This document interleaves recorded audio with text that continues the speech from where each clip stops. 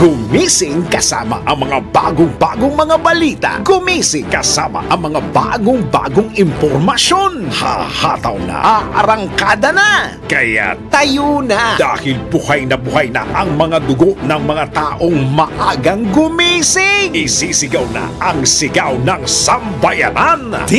DWIZ Pinoy Gising. Kasama ang opisyal na gisingero ng bayan. Gising ang kahit na sino. Kasama si Drew Nasino. Live sa DWIZ Radio, DWIZ News FM Regional Stations. Live din sa Facebook at YouTube. Panoorin din ang live sa Aliw 23. Tayo na. Aba, umaga na. DWIZ Pinoy Gising. Pinoy Gising. Morning, Luzon, Visayas, Mindanao, Mega Manila at sa buong bansa at sa buong mundo ngayong pong araw na ito ng huling araw na po sa buwan ng Pebrero 29, taon 2024. Silipin na po natin ang mga nambubulabog at mga nagigising na headline. Pinoy Gising. Babala! Water interruption sa Metro Manila namumuro sa Abril at Mayo ayon sa National Water Resources Board. Committee report ng panukalang legalisasyon ng medical marijuana nilagdaan na ng 13 senador. Pagsabay ng plebisito sa charter change sa 2025 midterm elections, pinag-aaralan na ng pamahalaan. 40% ng mga Pinoy inaasahang o umaasang lalago pa ang ekonomiya ng bansa ayon sa SWS survey. Deliberasyon naman ng Kamara sa panukalang dagdag sahod. Umarangkada na. Pinatalsik na Congressman Arnolfo Arnie Teves Jr. nasa red notice na ng Interpol. At e-bikes at mga e-trikes, bawal nang dumaan o magpakalat-kalat sa mga national road ayon sa MMDA. Kasama ang opisyal na gisingero ng bayan. Gising ang kahit na sino. Kasama si Drew Nasino. DWIZ Pinoy Gising. Pinoy Gising. Sa oras na 4 sandali makalipas ang ika-4 ng morning, Drew Nasino po niyo makakasama hanggang alas 5 po tayo ng Pinoy Gising. Pinoy Gising. At sa mga nanggigising nga po ng mga balita, good morning sa mga naliligo pa lamang po ngayong oras na ito dahil, ngayon pa lamang pong Pebrero 29 dahil bukas Marso na po, maghanda-handa na po kayo. Magkakaroon, asahan na ang water interruption sa Metro Manila sa Abril at Mayo. Ito ang inanunsyo ng National Water Resources Board o NWRB dahil magbabawas pala sila ng 48 cubic meters per second na alokasyon ng tubig sa Maynilad at Manila Water sa Abril, habang 46 cubic meters per second naman ang ibababa po sa 46 cubic meters per second sa Mayo. Ayon kay Susan Abanyo, Division Chief ng NWRB Policy and Program, kanilang inaprobahan na ang hiling ng Metropolitan Water Works and Sewerage System na panatilihin sa 50 cubic meters per second ang alokasyon ng tubig sa dalawang kumpanya sa susunod na buwan o dun sa dalawang water concessionaire. Gayunman, iginit ni Abanyo na hindi nila kayang ipagpatuloy ito sa gitna nga ng patuloy na pagbaba ng water level sa Angat Dam na pangunay nagsusupply ng tubig sa Metro Manila at mga karatig lugar. Idinagdag pa ng opisyal na nakabatay ang kanilang alokasyon sa mga water concessionaires sa simulation ng rainfall data ng pag-asa o pag-ulan sa bansa. Pinoy Gising. So ayan po, asahan na po natin mga katodos na magkakaroon po ng mga mahinang supply, mahinang pressure hanggang sa walang supply ng tubig, mga water interruptions, at nagbabala rin po ang Maynila at Manila Water sa plano nga ng NWRB na bawasan ang kanilang alokasyon ng tubig mula sa Angat Dam. Ayon sa mga water concessionaire, kung bababa sa 48 cubic meters per second ang alokasyon ng NWRB galing sa nasabing reservoir sa Abril, posibleng makaapekto ito sa kanilang mga consumer. Gayunman, tinayak ni Engineer Ronald Padua, head ng Maynila Water Supply Operations, na minimal o limitado lamang ang magiging epekto nito sa kanilang mga consumer. Para naman kay Manila Water spokesperson DT Galang, posible sila magkaroon ng pressure adjustment. Yun na nga, kapag natuloy ang plano ng NWRB. Kung nito, kung lalo pang bababa sa 46 cubic meters per second ang allocation, ang NWRB ay tiyak, eto na, tiyak magkakaroon ng water interruption.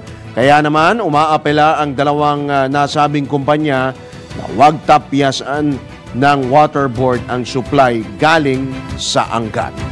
Pinoy Gising! Kaya meron na kaming 2 drum ng tubig. Ngayon, actually, nung December pa ho yun. Nakatakip lang. Nakatakip lamang ho siya pang emergency. Tapos meron din kami mga pang-emergency ho na mga yung jerry cans, kung tawagin, yung asul po na container, jerry cans po. Naka-ready po yan just in case. Dahil tumitindi po ang init ng panahon habang umiinit po ng umiinit, ay pabawas naman po ng pabawas yung supply o yung water level sa Angat Dam at sa ilan pang mga water reservoir, lalo po dito sa Luzon. Sa iba pa rin paksa ng mga balita, pasado na rin sa Senado. Actually, nilagdaan na ito nga pong committee report higil sa panukalang legalisasyon ng medical cannabis o marijuana. Ito'y matapos makatanggap ng 13 boto mula sa senador, bilang na sina Senate Minority Leader Coco Pimentel, Senators JVR Cito, Jinggoy Estrada at Mark Villar. Kaugnay nito, pwede na ring sponsoran na maaari ring sponsoran ng mga senador ang committee report number 210 na siyang naglalaman ng Senate Bill 2573 o Cannabis Medicalization Act of the Philippines upang madala na rin ito para sa debate sa plenaryo. Sa ilalim ng panukala, maaari itong gamitin bilang lunas sa mga kwalipikadong pasyente na nakararanas ng mga medical condition o mga particular ko na sintomas, ilang mga particular ko na mga karamdaman. Kaugnay nito, kailangan ay nakarehistro ang papayagang mga magtanim ng marijuana sa isang controlled facility. Gayon din ang pag-i-import, pagbebenta at pagsasaliksik at syempre yung magmamanufacture ng gamot. Pinoy Gising! Samantala, pinag-aaralan pa ng pamahalaan ang posibilidad na isabay ang plebisito sa 2025 midterm elections. Ito ang kinumpirma ni Pangulong Ferdinand Marcos Jr. dahil magdudulot lamang ito ng malaking bentahe ng gobyerno. Ayon sa Pangulo, mahalaga ang pagsasagawa ng eleksyon at plebisito, pero mas magastos kung ihihiwalay ang dalawang nasabing aktibidad.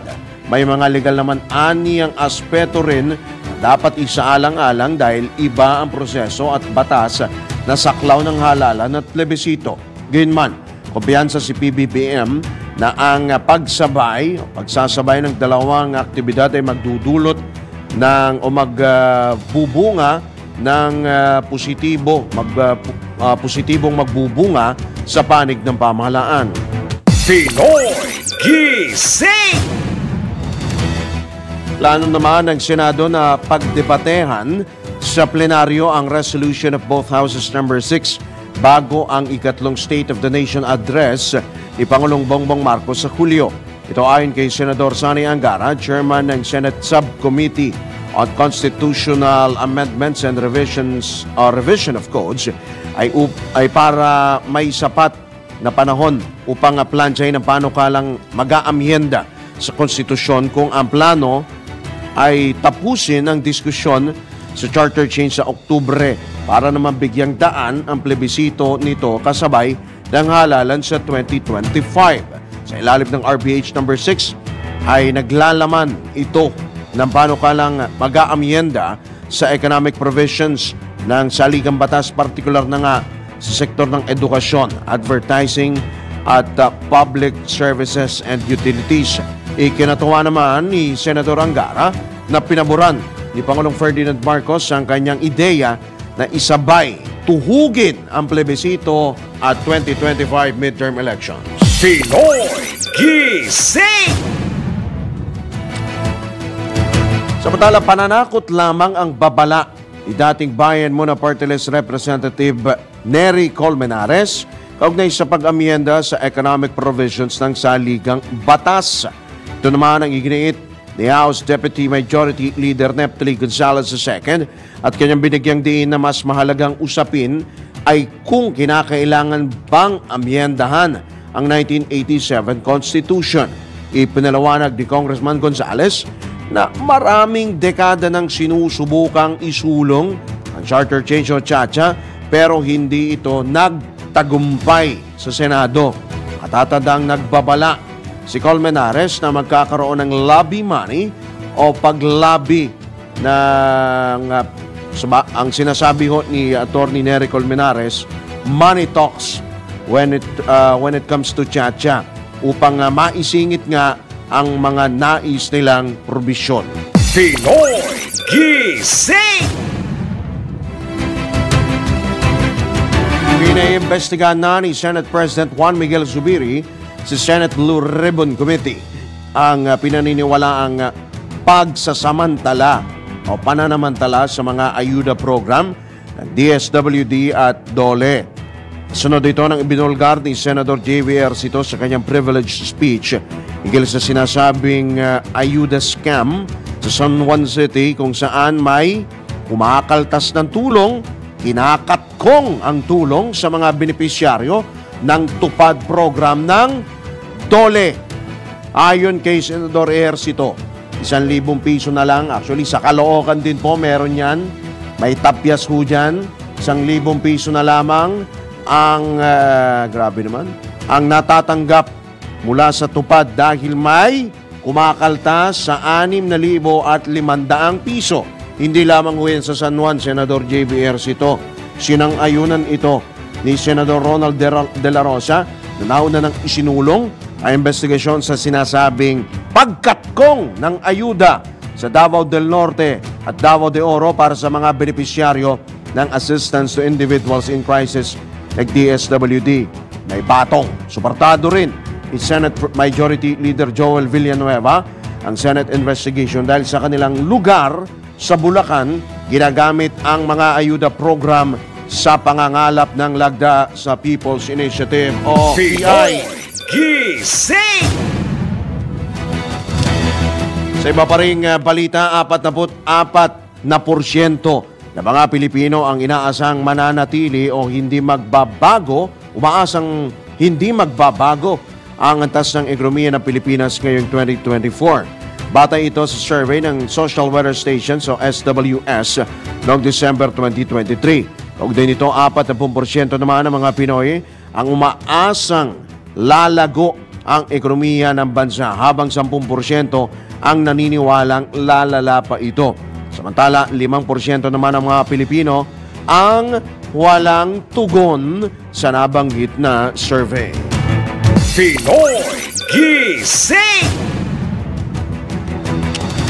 Sa iba pa ring paksa ng mga balita, umarangkada na ang deliberasyon ng Kamara kaugnay sa panukalang dagdag sahod. Kabilang sa mga nakasalang sa House Committee on Labor and Employment, ang panukalang 150 pesos, 350 pesos at 750 peso across the board wage hike na isinusulong ni Gabriela Party List Representative Arlene Brosas. Ayon naman kay Rizal 4th District Representative Juan Fidel Felipe Nograles, chairman ng nasabing komite, hindi totoo na magdudulot ang wage hike ng pagbilis ng inflation rate. Idinagdag pa ni Congressman Nograles na masusi nilang tatalakayin ang mga panukala upang matiyak na makatwiran at patas ang regulasyon para sa ikaunlad ng ekonomiya ng bansa. Pinoy Gising! Sa kaugnay na balita na bibigatan naman ang ilang employer sa kaliwat ka ng panukala na dagdag sahod, kabilang na nga po dyan ang across-the-board minimum wage increase na mga manggagawa. Ito ang inamin ng mga employer sa kanilang joint position paper sa pagdinig ng House Committee on Labor and Employment. Kabilang dito ang Philippine Chamber of Commerce and Industry, Employers Confederation of the Philippines, Philippine Exporters Confederation Incorporated at Manila Business Club. Ayon sa mga employer, batid nila ang kahalagahan ng mga obrero pero nabibigatan sila kapag itinuloy ang malakihang dagdag sahod. Ipinunto pa mga employer na 2 hanggang 3 buwan lamang itatagal ng tulong sa mga manggagawa, nabanggit na dagdag sahod at kanilang iginiit na tataas o bibilis ang inflation rate. Pinoy Gising! Sa kabila niyan, ikinalugod naman ng ilang mga manggagawa ang pag-aproba ng Senado sa 100 peso legislated wage hike bill sa pribadong sektor. Ayon kay Gladys Abuan, supervisor ng isang pribadong kumpanya, bagaman matagal na nilang inaabangan ang pag-aproba sa umendo, umaasa sila na may itataas pa ang dagdag sahod. Tanawagan din ng mga obrero sa pamahalaan na paspasan na ang pagpapatupad ng umento upang ma-avail na nila ito. Matatandaang ang panukalang batas na dagdag sahod, ito nga pong legislated wage hike bill, ay ginagarantiyahan ang pagtaas sa arawang sahod ng mahigit 4.2 milyong minimum wage earners. Dahil dito pinag-aaralan na, nakasalang na po sa mababang kapulungan ng Kongreso yung panukalang 150 hanggang 350 pesos na dagdag sahod, kabilang na rin po yung 750 peso across the board minimum wage hike. Pinoy Gising! Samantala, naglabas na ng red notice ang Interpol laban kay dating Negros Oriental Representative Arnolfo Arnie Teves Jr. Ito ang kinumpirma ni Justice Secretary Jesus Crispin Boying Remulla kaugnay sa sinasabing pagiging mastermind ni Teves sa pagpatay kay Negros Oriental Governor Roel Digamo. Nakasaad sa red notice na may mandamiento de aresto ang pinatalsik na kongresista sa kasong murder, frustrated murder at attempted murder. Nakasaad din sa notice na designated o tinukoy ng terorista, idineklara na pong terorista ang dating mambabatas ng Anti-Terrorism Council. Pinoy Gising! Pinag-aaralan na ng Department of Justice ang pagpapadala ng mga tauhan ng NBI sa Timor-Leste upang arestuhin si dating Negros Oriental Representative Arnolfo Arnie Teves Jr. Nabatid na nakipag-ugnayan na ang DOJ sa Department of Foreign Affairs para sa pagpapadala ng 3-man team ng NBI upang arestuhin ang sinibak na kongresista. Kaugnay nito, ipinaliwanag ni Justice Secretary Boying Remulla na maituturing bilang international warrant of arrest para sa mga puganteng lumabas ng bansa ang inilabas na red notice ng International Police o Interpol. Una nang inihayag ng legal counsel ni Teves na si Attorney Ferdinand Topacio na walang planong bumalik ng bansa ang pinatalsik na mambabatas dahil sa banta sa kanyang buhay. Pinoy Gising! Sa iba pang balita, ipinagbabawal na ang paggamit ng mga e-trikes at e-bikes at iba pang electronic motor vehicle sa mga pangunahing kalsada sa Metro Manila simula sa Abril. Matapos aprobahan ng Metro Manila Council o MMC ang isang resolusyon kung saan na nagsasaad na ipinagbabawal ang paggamit ng mga e-vehicle, tricycle, pedicabs, pushcarts at kuliglig sa mga national road. Kabilang sa mga kalsadang ito ay ang CM Recto Avenue sa Maynila po yan. Araneta Avenue, Quezon City, Ross Boulevard, Maynila, Ortigas Avenue, Shaw Boulevard, along the area po ng Pasig, Mandaluyong. Ayon kay MMDA Acting Chairman Attorney Romando Artes, ang mga lalabag sa panuntunan ay pagmumultahin ng 2,500 pesos. Idinagdag pa ng MMDA official na kailangan na rin magkaroon ng lisensya ang mga driver ng e-vehicle at e-trikes, at kung walang driver's license ay mai-impound ang mga sasakyan. Pinoy Gising! Binatikos naman ng Transportation Advocate na Move as One ang desisyon ng Metro Manila Council na pagmultahin ng mga gumagamit ng electronic vehicles, mga e-bikes, e-trikes sa mga major road o pangunahing kalsada. Marahil ang gawin ng MMDA o ng sabihin natin DOTR, tukuyin kung ano nga ba yung mga national roads. Ayon sa grupo, kulang sa konsultasyon ang nabanggit na desisyon. Kinwestiyon din ng Move as One ang hindi pagsali sa mga gumagamit ng e-vehicle sa meeting ng e-bike at e-trike, so hindi ho sila isinama sa meeting. Dagdag pa ng grupo, nagbabayad din sila ng buwis at dapat nilang mabatid ang mga pulisiya na makaapekto sa kanilang karapatan at kaligtasan. Pinoy Gising! Sa pagkakataon ito, tayo po ay tumanggap ng ilang mga pag-uulat mula sa labas ng himpilan. DWIZ Patrol Report! Philippine Army nakapagtala na ng halos 1 milyong kasapi ng Reserve Force. Detalye ihahatid ni Patrol 17 Jopel Peleño. Umaabot na sa halos 1 milyon ang miyembro ng Reserve Force ng Philippine Army. Sinabi ni Philippine Army spokesperson Colonel Louis Di Maala na hangad nila na higit pang mapalakas ang kanilang puwersa sa tulong ng mga itatatag na regional at community defense centers sa iba't ibang lugar sa bansa. Sa katunayan, mayroon na ani Colonel Di Maala na mga bagong binuong grupo at center ang Philippine Army para matulungan ang mga nagnanais na mapabilang sa Philippine Army Reservists. Tiwalaan niya siya na mas magiging organisado ang Reserve Force ng bansa dahil sa mga karagdagang sentro o centers. Maliban dito, inayag ni Colonel Di Maala na inaalam din ng Philippine Army kung ano pa ang mga pwedeng gawin para mas maging responsive ang curriculum ng Reserve Officers Training Corps o ROTC sa sitwasyon at security environment na kinakailangang harapin ng bansa. Ito si Patrol 17 Jopel Peleño para sa Himpilang May Tanong Lakas, DWIZ, nagbabalita ng tama, naglilingkod ng tama. Kapag may bagong balita, naka-on air, agad-agad, DWIZ Patrol Report! Alright, maraming salamat si Patrol 17 Jopel Peleño mula dyan sa AFP. Eto may mga comment dito. Sige, maya-maya yung mga e-bikes, mga e-trikes. Yan, dapat ko matukoy ho kung ano nga ho ba yung mga national roads na. Dito ho, sa Metro Manila, of course, EDSA.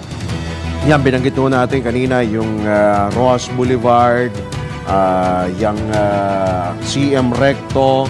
Yan, bawal ho sila dyan. Maya-maya ho, babanggitin din ho natin kung ano pa ba yung mga kalsada kung saan ipinagbabawal yung mga e-bikes at mga e-trikes at iba pa ho mga e-vehicles. Dahil samot-sari pong mga reaksyon ang inilalabas po ng ilang pong mga transport, meron din mga transport group at syempre yung mga consumer din, no, yung mga pangkaraniwan tao rin yung ginagamit po yung e-bikes or e-trikes sa kanila pong araw-araw na pamumuhay. Gaya po ng pamamalengke, pamimili ho sa mga, yan, pinamamasada ho kasi yan Lalo ho doon sa may Divisoria. Pag kayo ay nagawi sa Divisoria, Maynila, sangkatutak po ng mga e-trikes ang naglipa na hudyaan sa may Divisoria, Maynila. Nadaan, ayan, yung CM Recto, dyan sa may Abad Santos, hanggang doon sa may pier area, hanggang tagus na ho ng Rojas Boulevard. Marami ho dyan, nagkalat ho yan. Ang opisyal na gisingero ng bayan, gising ang kahit na sino. Kasama si Drew Nasino. DWIZ Pinoy Gising! Pinoy Gising! Alright, sa pagkakataon ito, sa oras na 31 sandali makalipas ang ikapat ng morning para po sa ikalawang sigwada ng Pinoy Gising, tayo po tumanggap ng ilang pampagulat mula pa rin sa labas ng himpilan. DWIZ Patrol Report. Defense Weapon System ng Philippine Navy sumailalim na sa test firing sa Cavite. Ang pagulat nagbabalik si Patrol 17 Jopel Peleño. Ininspeksyon at sinubok ng Philippine Navy ang defense weapon system ng kanilang AW-159 anti-submarine helicopter sa Cavite. Mismong sa Western Command Commander Vice Admiral Alberto Carlos ang nanguna sa pag-iinspeksyon ng weapon system ng Philippine Navy na parte ng Technical Inspection and Acceptance Committee ng Armed Forces of the Philippines o AFP. Inilunsad ang aktual na in-flight test firing sa Marine Base Gregorio Lim Firing Range sa Ternate, Cavite. Katuwang sa aktibidad na ito ng Philippine Navy ang United Kingdom at Department of National Defense. Isang versatile military air asset ang AW-159 Wildcat helicopter na mula sa United Kingdom at idinisenyo rin para sa mga operasyon gaya ng anti-surface warfare, maritime surveillance, maritime interdiction at iba pang mission essential at utility operations. Ito si Patrol 17 Chopel Peleño para sa impilang may todong lakas. DWIZ nagbabalita ng tama, naglilingkod ng tama. Kapag may bagong balita, naka-on air, agad-agad, DWIZ Patrol Report. Tanggap naman tayo ng police report mula sa ating Metro Patrol. Metro Patrol Report. Mula Caloocan, ihatid niya ni Aling Beth Samson. Aling Beth. Walang inirekomendang piyansa mula sa korte ang ibinabang desisyon para sa isang lalaking nahatulan ng 2 counts of rape. Sa bisa ng warrant of arrest, nalambat ang akusado bilang si alias Teddy, Forest Ranger o isang taong gubat at residente ng Santol Street, Barangay 182, Pangarap Village, Caloocan City at tinaguri ang most wanted person. Ani Caloocan Police Chief Police Colonel Ruben Lacuesta, alas 9:55 ng umaga kahapon nang maaresto ang akusado sa Santol Street, Barangay 182, Pangarap Village ng lungsod. Sa ulat ikinasa ang joint operation ng mga tauhan ng Amparo Police Substation SS-15 na pinamumunuan ni Police Captain Gomer P. Mapala at mga tauhan ng Hinabangan Municipal Police Station, Police Regional Office 8 na pinamumunuan naman ni Police Major Rex B. Pabunan para isilbi ang warrant of arrest na inisyo ni Honorable Yolanda U. Daganan, presiding judge ng RTC Branch 8 Judicial Region Branch 83, Kaibiga o Kaibiga, Samar noong May 12, 2008 at walang inirekomendang piyansa. Metro Patrol Beth Samson para sa himpilang may todong lakas, DWIZ. Nagbabalita ng tama, naglilingkod ng tama. Pinoy Gising! Alright, maraming salamat si Beth Samson mula po dyan sa Kangkaluin. Speaking of Kamanava po, may anunsyo po, traffic announcement po, traffic advisory mula po kay Malabon City Mayor Jeannie Sandoval. Nais pong ipabatid ng pamahalaang lungsod ng Malabon na pansamantalang isasara ang kanang bahagi ng C4 Road mula sa C4 intersection hanggang J10 Steakhouse. Mamaya po ito alas 12:01 ng tanghali para sa gaganaping First Filipino-Chinese Cultural Festival. Ang anunsyo po mula kay Malabon City Mayor Jeannie Sandoval at inaabisuhan ng Malabon LGU ang lahat na maghanda at maghanap ng iba pong mga alternatibong ruta na maaari pong daanan. So ulitin po natin, Alas 12:01 po mamayang hapon, sarado po ang kanang bahagi ng C4 Road mula sa C4 intersection hanggang J10 Steakhouse. Mamaya po ito, Pebrero 29, upang magbigay daan sa gaganaping kauna-unahang Filipino-Chinese Cultural Festival. Anunsyo po mula po kay Malabon City Mayor Jeannie Sandoval. Pinoy Gising! Sa iba pa balita, tanggap naman tayo ng pagulat mula sa probinsya. Ronda Probinsya! Ito, good news po ito para sa sektor ng turismo. Libu-libong turista na lulan ng dalawang international cruise ship dumaong sa Puerto Princesa City. Ang detalye mula sa DWIZ News FM Central Palawan, ihatid ni Chris Barrientos. Patuloy ang pagdaong ng mga cruise ship sa pantalan ng lungsod ng Puerto Princesa na malaking tulong sa ekonomiya ng lungsod. Ang MV Westerdam na dumating kahapon sa Puerto Princesa, lulan ang halos 2,000 mga pasahero at may 800 crew members nito na maghapong namasyal sa lungsod, kumain sa mga restaurant, bumili ng mga souvenir at iba pa. Gayon din ang MS Norwegian Jewel na dumating naman noong nakarang Sabado, nalulan rin ang mahigit sa 2,000 mga pasahero at crew members. Ayon kay Mitch Meneses, ang Senior Tourism Operations Officer ng Puerto Princesa, masaya ang lokal na pamalaan dahil sa nagbunga na anya ang kanilang pagsusumikap na muling buhayin ang industriya ng turismo sa lungsod na unti-unti na rin anyang nakakabangon mula nang bumagsak ito noong panahon ng pandemya. Nagpapasalamat din anya sila dahil sa sunod-sunod na dumadaong sa pantalan ng lungsod ang mga malalaking cruise ship na lulan ang mga banyagang turista na namamasyal at gumagastos sa lungsod na hindi man direktang kumikita ang lokal na pamahalaan. Ang mahalagaan niya ay kumikita naman ang mga negosyante dito. Mula Enero ng taong ito, 6 na cruise ship na ang dumating sa lungsod ng Puerto Princesa at ngayong Marso, sinabi ni Meneses na mayroon pang 3 cruise ship na nakaschedule na bumisita sa lungsod. Mula dito sa Puerto Princesa City, ako si Christopher Barrientos ng DWIZ 94.3 News FM Central Palawan, nagbabalita ng tama, naglilingkod ng tama. Alright, maraming salamat si Chris Barrientos mula dyan sa Palawan. Dako naman tayo sa Ilocania. Alamin po natin ang ihatid na balita ni Manong Ronald Idol Cabset Domingo. 3 supporter ng magkakaliwang grupo ang nagpasyang kusang loob na sumuko sa autoridad sa bayan ng Alcala, Alakapan at Bugay, Cagayan. Ang mga ito ay kinilalang sina Aka Efren, 53 years old, may asawa, isang anak pawisa member at residente ng barangay Dalawig, Alcala, Cagayan. Si Aka Ferdinand, 22 years old, isang magsasaka at kasalukuyang naninirahan sa barangay San Jose, Lalo, Cagayan, at si Aka Jacinto, 50 years old at residente din ng barangay San Juan, Alakapan, Cagayan.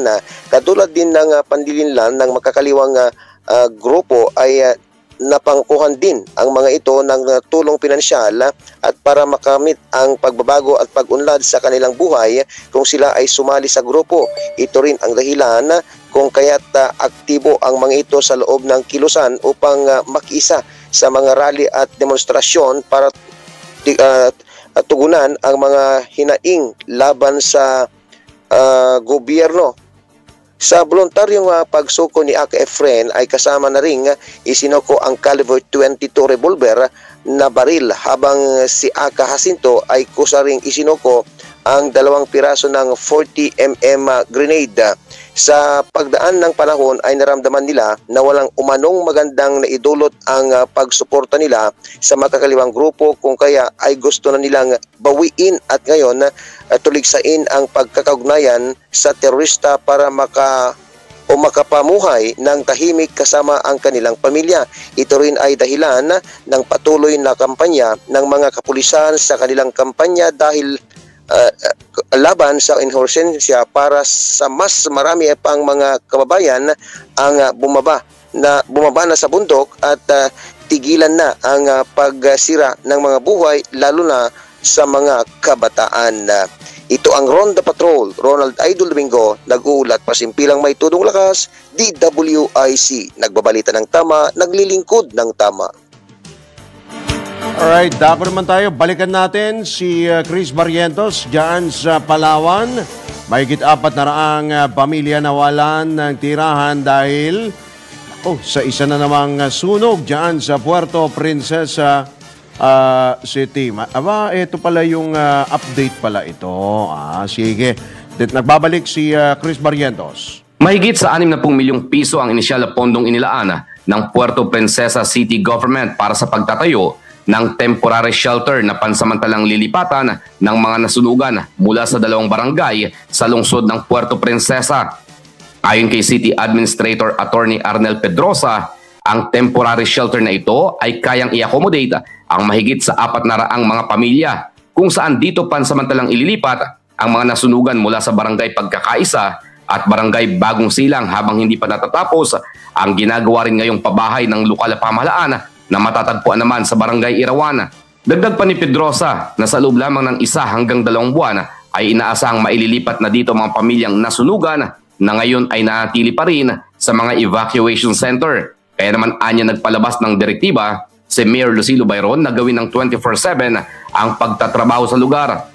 Sinabi pa ng opisyal na bilang dagdag na tulong at habang nananatili ang mga pamilyang maililipat sa temporary shelter ay sagutin muna ng lokal na pamahalaan ang kanilang bayarin sa tubig at kuryente hanggat hindi patuloy ang nakakabangon ng mga ito mula sa trahedyang umabo sa kanilang mga tirahan at ari-arian na ang iba nga ay nawalan din ng mga kabuhayan.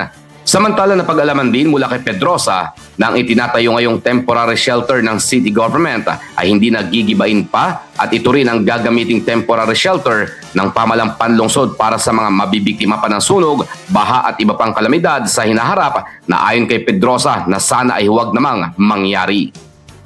Mula dito sa Puerto Princesa City, ako si Christopher Barrientos ng DWIZ 94.3 News FM Central Palawan, nagbabalita ng tama, naglilingkod ng tama. Yun naman pala, i-relocate pala sila. Yan po ang update mula kay Chris Barrientos. Dako naman tayo sa Bicolandia. Police report ihatid ni Melvin Machado. Melvin? Malaking balakid sa pag-abot ng pangarap ng isang 19 anyos na estudyante na residente ng Sitio Baligon, Barangay Matakla, Goa, Camarines Sur ang kinakaharap itong kaso sa pagbebenta o mano ng illegal na droga. Naaresto ng mga tauhan ng Goa Municipal Police Station si Alice Justin matapos ang ikinasang anti-illegal drug by bust operation kung saan nakumpiska sa kanya ang 2.84 grams ng pinatuyong dahon ng marijuana na nagkakahalagang 500 pesos, cellphone at by bust money. Sa ngayon ay patuloy pang inaalam ng mga otoridad kung saan kinuha ng sospek ang pinatuyong dahon ng marijuana at kung sino-sino pa ang kasabwat nito. Nananawagan ng kapulisan ng Goa, Camarines Sur sa mamamayan ng naturang munisipyo na agad ipagbigay alam sa kanila ang anumang impormasyon tungkol sa illegal na aktibidad, lalo na sa illegal na droga. Ito ang Ronda Patrol, Melvin Machado para sa impilang may todong lakas, DWIZ. Nagbabalita ng tama, naglilingkod ng tama. Pinoy Gising! Samantala sa pagpapatuloy pa rin ng ilang pang mga balita, nakalaya ng 5 sa 6 na dating pulis na akusado sa pagpatay sa 17 anyos na si Jemboy Baltasar. Pinalaya na sa Bureau of Jail Management and Penology sa Taguig City sina dating Executive Master Sergeant Roberto Balais Jr., Staff Sergeant Nico Pines Esquilion, Corporal Edmard Jade Blanco at Corporal Pat Benedict Mangada na hinatulang guilty sa kasong illegal discharge of firearms. Teka, bakit pinalaya? Pinaliwanag ni BJMP spokesman Jail Chief Inspector J-Rex Bustinera, kinukonsidera ng tapos ang kanilang sentensya na 4 na buwang pagkakabilanggo dahil nakulong na sila noon pang Oktubre 6 noong nakaraang taon. Lumaya na rin si dating Staff Sergeant Antonio Bugayong Jr. matapos siyang maabsuelto sa pagpatay kay Baltasar. Pinoy Gising! Kasama ang opisyal na gisingero ng bayan, gising ang kahit na sino. Kasama si Drew Nasino, DWIZ. Pinoy Gising! Pinoy Gising! Tayo po ay nasa uling bagay na po ng Pinoy Gising. Tayo po ay tumanggap ng isa pang report mula sa probinsya. Ronda Probinsya. Radyan sa Central Luzon, alamin natin yan, ihatid ni Johnny Gole.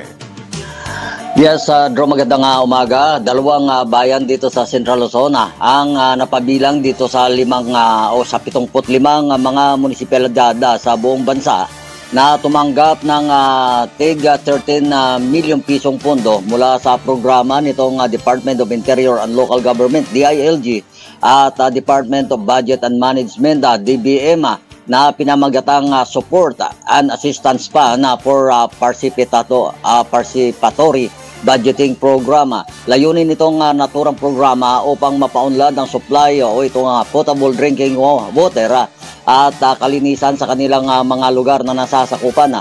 Ang mga bayan sa Central Luzon na napabilang dito sa programang ito ng DILG at DBM ay itong dinalungan sa Aurora Province at Nampikwa na sa lalawigan ng Nueva Ecija.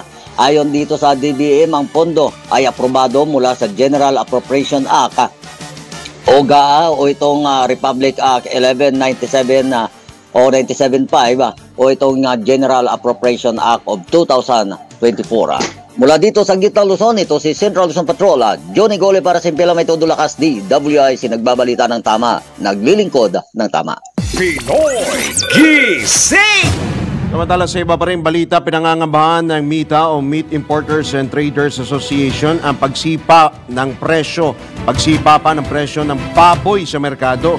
Ito'y matapos limitahan ng DA, Department of Agriculture, ang dami ng inaangkat na karneng baboy. Sa utos ng DA, itinakda sa 40% ang minimum access volume ng meat traders habang 60% naman sa mga processors. Kaugnay nito, ikinabahala rin ng grupo ang kawalan ng kota ng maliliit na mamumuhunan na posibleng nilang magdulot ng kawalan ng stock at magresulta sa presyo ng karneng baboy. Pinoy Gising! Update naman po sa El Nino, posibleng umabot pa sa 80 lalawigan ang makararanas ng masamang epekto ng El Nino phenomenon. Ayon kay Task Force El Nino at PCO Assistant Secretary Joey Villarama, sa ngayon ay nasa 51 lalawigan na ang nakararanas ng tagtuyot mula sa dating 41. Maaari ring makaranas anya ng tagtuyot ang Metro Manila at 24 na lalawigan sa katapusan ng Marso. Idinagdag pa ng opisyal na may kabuang 27 lalawigan. Inaasang mararamdaman ang dry spell habang 21 ang maaring makaranas ng dry condition. Dahil dito, tiniyak naman ng Task Force El Nino na sapat ang paghahanda ng mga ahensya upang matugunan ang kakulangan sa tubig at pagkain. Pinoy Gising! Nagdeklara na ng state of calamity ang lalawigan ng Mindoro, mga lalawigan ng Oriental Mindoro at Occidental Mindoro.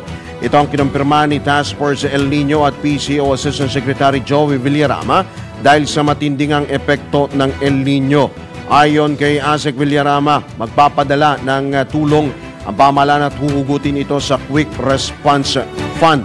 Gagamitin niya ang pondo sa rehabilitasyon ng agricultural lands na napinsala at sa pamamahagi ng farm input sa mga magsasaka, at handa rin ang iba't ibang tulong ng pamahalaan sa tumitindingang epekto ng El Nino sa bansa, partikular nga sa mga lalawigan at bayan na nagdeklara ng state of calamity. At sa panayam nga ng DWIC, binigyang diin ni Task Force El Nino spokesman Joey Villarama na mas madaling makakapagpaabot ng tulong ang pamahalaan kapag nagdeklara na ang mga lalawigan ng state of calamity. The Department of Agriculture po ay merong Quick Response Fund. Pag nag-declare na po ng state of calamity yung bayan na apektado ng El Nino, pwede po nga mag-tap mula dito sa Quick Response Fund para po sa rehabilitation nung sakahan. Pero ang alam ko po, ang immediate concern po ng mga magsasaka natin na apektado doon sa Looc, sa Occidental Mindoro ay yung kanilang immediate needs. So yung mga pagkain po nila sa pang-araw-araw. Yan po ang tinig ni Task Force El Nino spokesman Joey Villarama sa panayam ng DWIC. Pinoy Gising! Speaking of pagkain naman, bagyang bumaba ang presyo ng bigas sa ilang pamilya sa Metro Manila. Sa panayam ng DWIC, inihayag yung Federation of Free Farmers Cooperative Incorporated National Manager Raul Montemayor na nararamdaman na ng ilang mamimili ang pagbaba ng presyo ng bigas at pagtaas naman ng ani ng palay bunsod ng anihan. Sa kabila nito, binigyang diin ng opisyal na posibleng mag-angkat muli ng bigas sakaling magkaroon ng kakapusan ng supply dahil sa tumitinding epekto ng El Nino phenomenon. I think sa bigas, importante pa rin na mag-exercise tayo ng discipline sa supply natin ng bigas. Bawas-bawasan yung mga nasasayang, magtipid na konti sa ating sinasaing, no? Kasi pag nagmahal ang gasolina, nagtitipid tayo. Opo. Pag nagmahal ang kuryente, pinapatay natin yung aircon. Pag nagmahal yung bigas, baka pwede rin tayong magtipid para makabawas din sa gastos at hindi masyadong lumala yung ating problema yung posibleng problema sa supply. No? Parang kailangan din ng kooperasyon ng mga consumer pagdating sa problema ng supply ng bigas. Ayan, narinig ko ninyo, Mon Samson, bawas daw muna sa extra rice. Yan po ang tinig ni Federation of Free Farmers Cooperative Incorporated National Manager Raul Montemayor sa panayam ng DWIZ. Pinoy Gising! Sa ibabang balita, nanawagan si Pangulong Ferdinand Marcos Jr. kay Kingdom of Jesus Christ founder Pastor Apollo Kibuloy na dumalo sa mga sumipot na sa pagdinig ng Kongreso. Ayon kay Pangulong Marcos, dapat na dumalo sa congressional hearings si Kibuloy upang marinig ang kanyang panig kaugnay sa mga alekasyong ibinabato sa kanya. Sa oras na anyang hindi sumipot, si Kibuloy ay maaari siyang ipakontempt ng mga mababatas at dagdag problema lamang din ito sa pastor. Niuugnay ang religious leader sa mga kasong human trafficking, rape, sexual abuse at child abuse.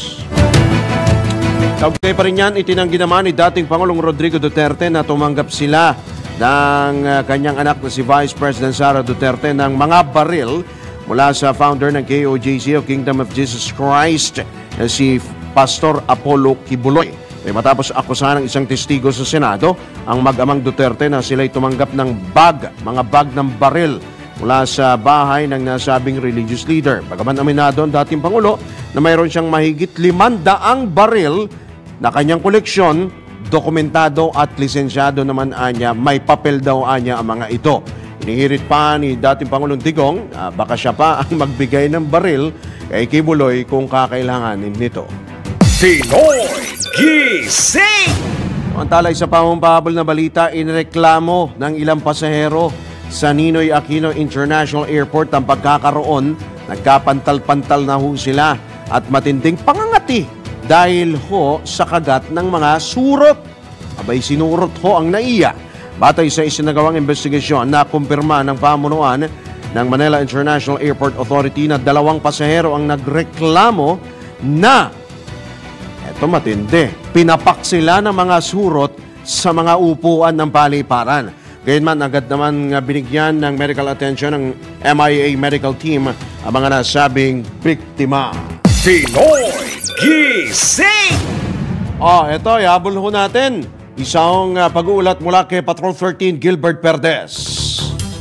Kaugnay sa El Nino. Go, Patrol 13. Mariing hinigayat ng Task Force El Nino ang mga apektadong bayan o LGU na lubhang tinatamong pinsala dahil sa tagtuyot na magdeklara na ng state of calamity sa kanilang lugar. Sa bagong Pilipinas ngayon, pinaliwanag ni ASEC Joey Concepcion na sa ilalim ng deklarasyong ito matitrigger ang mekanismo para sa pagbibigay ng tulong ng national government. Halimbawa niya ang 2 bayan sa Mindoro Occidental at Oriental na nagdeklara na ng state of calamity dahil sa epekto ng tagtuyot. Bukod sa tulong mula sa kanilang LGU, dito na raw papasok ang tulong na manggagaling sa Quick Response Fund o QRF para naman sa rehabilitasyon ng kanilang agri-land at additional farm inputs. I-endorsoan na anya ng DA ang mga magsasaka sa cash assistance at cash for work program ng DSWD at DOLE.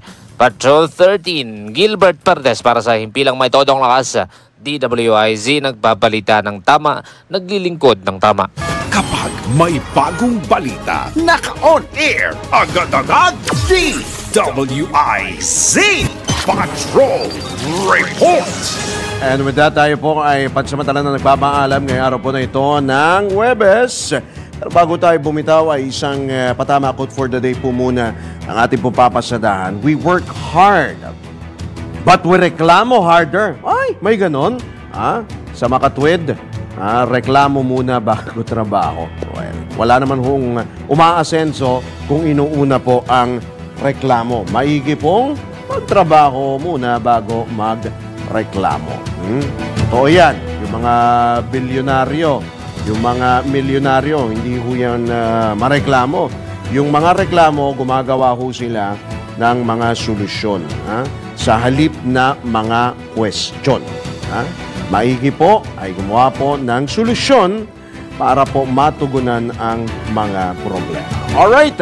Ito po muli yung lingkod, Drew, na sino nagbabalita ng tama, naglilingkod ng tama. Maraming salamat din sa ating mga nakasama sa News Center.